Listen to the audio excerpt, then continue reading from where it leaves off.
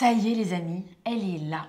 Vous nous l'avez demandé toutes les semaines dans les commentaires des vidéos. Où est Hélène? Quand est-ce qu'Hélène revient? Et elle est enfin de retour parmi nous. Et nous sommes aujourd'hui ensemble à Bordeaux, chez mes parents, pour tenter de comprendre comment on a réussi à atteindre 1 million d'abonnés. Oui, si vous ne l'avez peut-être pas remarqué, nous avons atteint le 1 million d'abonnés sur YouTube, ce qui est Incroyable. un accomplissement énorme pour nous. Et voilà, on va discuter un peu des raisons du succès de la chaîne Easy French. C'est parti!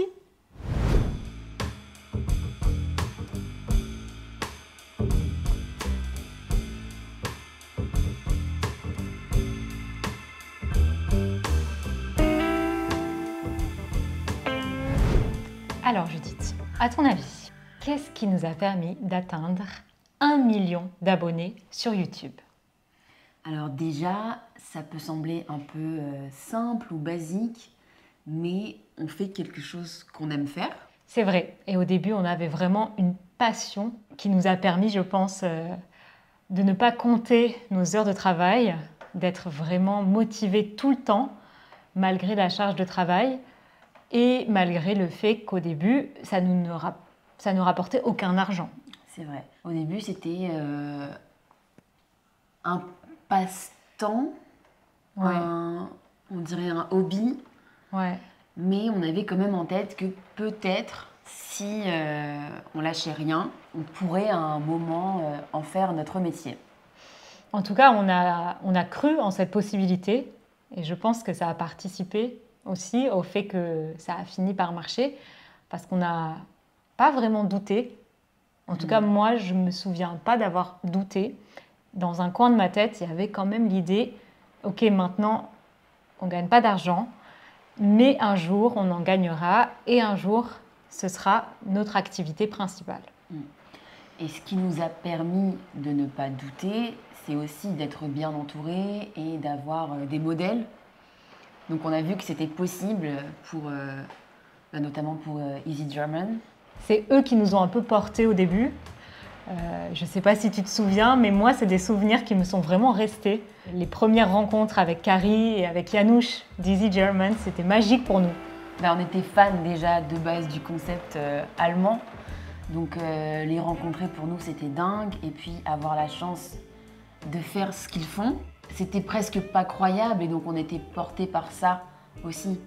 Et eux ont cru en nous aussi, je pense. Ils nous ont fait confiance assez rapidement.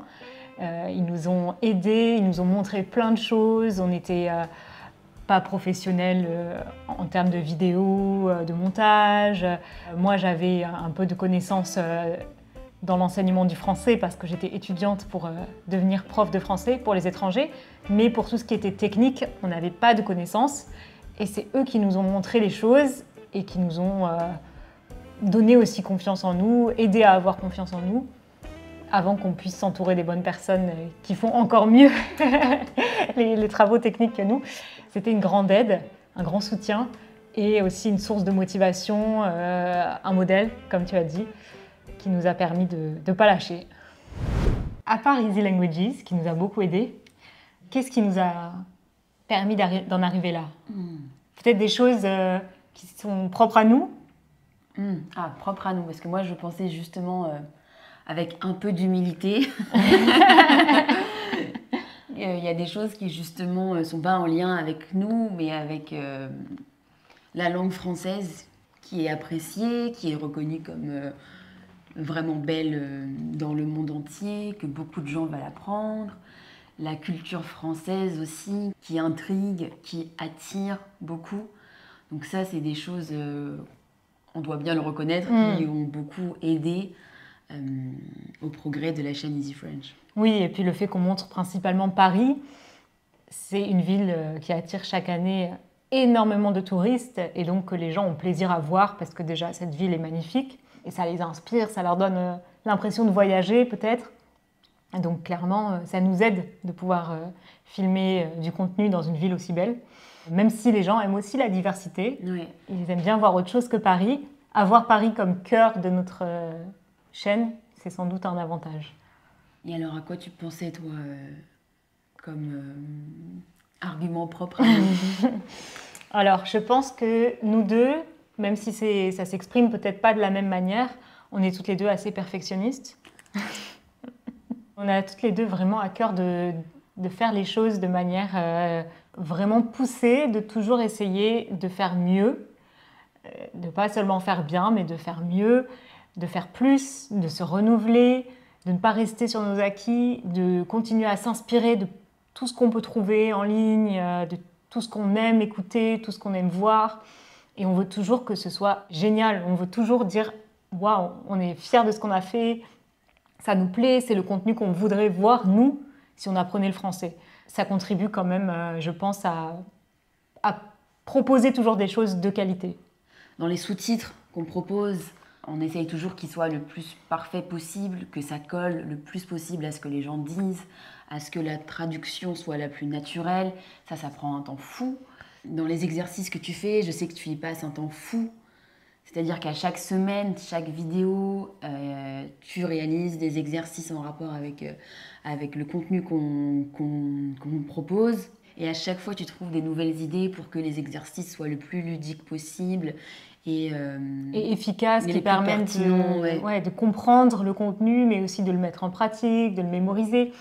Et ça, c'est vrai que je pense que pour les apprenants, c'est hyper utile. Parce que regarder des vidéos, c'est bien, mais les travailler, c'est encore mieux. Et pareil pour le podcast. Hein. Maintenant, on a un podcast depuis quelques temps déjà. Et tout ce qu'on fait aussi pour le podcast, les fiches de vocabulaire, les traductions... Les transcriptions, relire toute la transcription, ça prend beaucoup de temps. Mais c'est efficace. C'est ce qui change, c'est ce qui fait la différence en fait. Ouais. Et puis aussi, bon, ça, c'est pas vraiment en rapport avec ce qu'on fait sur YouTube, mais on donne aussi des cours. Et ça, c'est quelque chose qui permet aux gens de vraiment progresser. Et je pense que ça contribue aussi à faire grandir notre communauté. Les gens qui prennent des cours avec nous ont envie aussi de continuer à regarder sur YouTube et à se tenir au courant de tout ce qu'on fait. Et puis les gens sont devenus amis en plus de ça dans la communauté Easy French sur Discord. Ouais. Clairement, ils organisent des sessions de club de lecture entre eux. Sans nous. Sans nous. Ça aussi de créer du lien. C'est quelque chose au final que peu de gens font. Ouais. C'est peut-être notre plus-value. Là où tout devient de plus en plus digital avec l'IA, etc. Nous, on crée des amitiés, on crée du lien avec les gens. Ouais. Ça, c'est chouette. Et si vous voulez participer à tout ça, si vous voulez découvrir cette communauté, vous pouvez gratuitement pendant 7 jours sur easy-french.org/membership. Easy Languages, c'est un super réseau. C'est des gens qui ont cru en nous, qui nous ont portés, qui nous ont montré comment faire. Et puis surtout, c'est un super réseau de gens à travers le monde entier qui font la même chose que nous. Et donc ça, c'est aussi inspirant. Et puis, c'est un peu vecteur de compétition aussi. Oui, surtout par exemple entre des langues assez similaires. Donc il y a Easy French et Easy Spanish, Easy Italian. Et donc on a un peu cette espèce de compétition saine, je pense. Ouais, plutôt. Parce qu'on essaye de se rattraper, de se dépasser, mais aussi en ayant beaucoup d'admiration pour ce que font les autres, en regardant ce qu'ils font, en se disant c'est bien, on pourrait faire quelque chose un peu comme ça, mais adapté à nous. Et donc ça crée une espèce d'émulation. D'émulation, c'est ça. Et puis, là on parle des chaînes les plus grosses, mais c'est vrai qu'il y a des chaînes moins grosses, moins connues, simplement parce que les langues sont moins populaires, mais qui font des choses incroyables, notamment Easy Polish, Easy Russian, Easy Catalan. Easy Catalan, bien évidemment, qui ont toujours des idées de fou, Easy Greek. Oui. Qui a toujours des idées géniales pour ses vidéos et dont on s'inspire beaucoup. Oui, en fait, on échange plein de choses et on s'inspire les uns les autres. Ouais, et puis aussi, on se félicite et on s'encourage. Donc, ça crée quelque chose de particulier qui a peut-être pas chez tous les créateurs, cette espèce de réseau de créateurs qui travaillent de manière assez similaire, mais en même temps où chacun garde sa créativité, sa patte, comme on dit. On a déjà parlé avec des créateurs de contenu français qui font de l'enseignement du français langue étrangère. Et la solitude, c'est un sujet qui revient hyper souvent. Ça peut être vraiment déprimant. Et nous, c'est vrai qu'on n'est pas confrontés à ça. On a beaucoup de chance par rapport à ça. Et aussi le fait d'être deux. Le fait d'être deux, bien sûr. À travailler ensemble, à avoir vraiment la même manière de s'investir. On est toujours en train de chercher des idées, de se demander nos avis. On fait vraiment les choses à deux, on décide à deux des sujets la plupart du temps. Donc ça aide énormément, je pense aussi, à toujours essayer d'évoluer. Et avec les gens qui nous aident aussi, qu'on ne voit pas mais qui sont là. Qu'on peut nommer. Bien sûr, donc depuis peu, on a quelqu'un qui travaille avec nous pour donner des cours, c'est Axel, qui est aussi sur Discord avec les membres et qu'on peut voir dans des vidéos. Ouais, et qui est absolument génial et attachant et tout le monde l'adore dans la communauté Easy French et vous allez possiblement être amené à le voir de plus en plus. Ouais. Et puis il y a Louis qui fait les montages de podcasts. Qui filme des vidéos.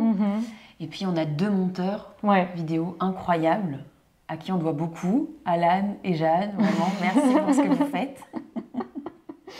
Donc c'est 1 million, bien sûr, c'est notre chaîne, mais c'est aussi beaucoup de gens qui travaillent derrière et qui aussi contribuent à ce succès. Et puis tous les membres aussi qui nous soutiennent, parce que ça motive énormément d'avoir des gens qui disent qu'ils aiment notre travail, que ça les aide, que ça les motive, que ça les met de bonne humeur. Bizarrement, c'est parfois ça qui fait le plus plaisir. Ouais. Des gens attendent nos vidéos le samedi, ça c'est complètement dingue. Et que des gens écoutent l'épisode du podcast dès qu'il est sorti. 1 heure après, on a déjà des feedbacks. Et ça fait super plaisir. Moi, de savoir que les gens écoutent ou regardent notre contenu pour se mettre de bonne humeur, pour moi, c'est vraiment hyper motivant et ça donne envie de proposer des choses sympas.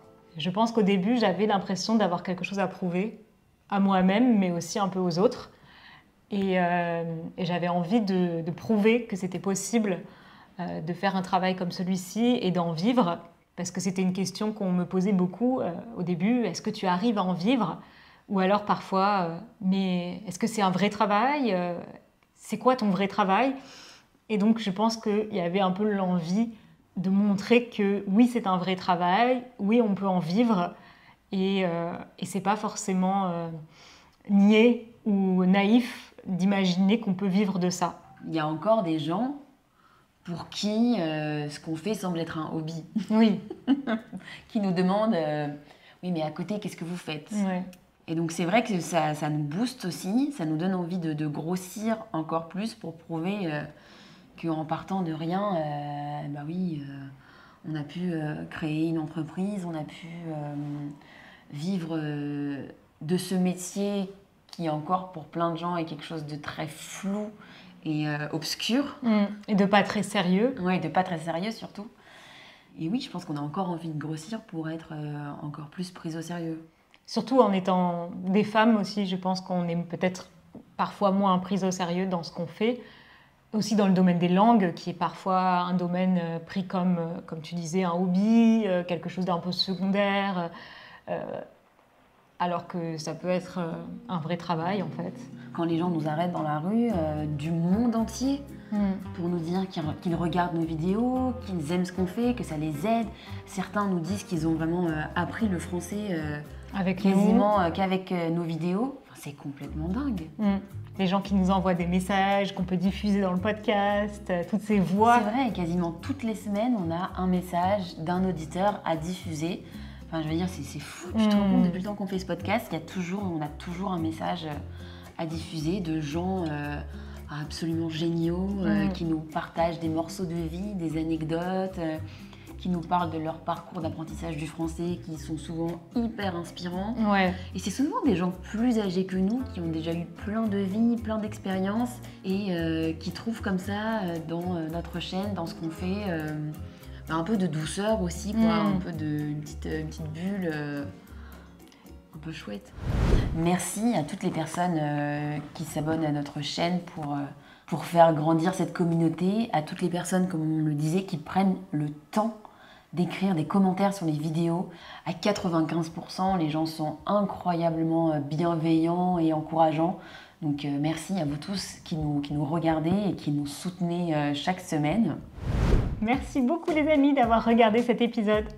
On espère qu'il vous a plu. On espère que vous aimez ce format un peu plus informel. Mais n'hésitez pas à nous dire dans les commentaires quel genre de vidéo vous aimeriez retrouver sur cette chaîne. N'oubliez pas de liker cette vidéo et de vous abonner si ce n'est pas fait. Puis on vous dit à la semaine prochaine. À bientôt. Au revoir.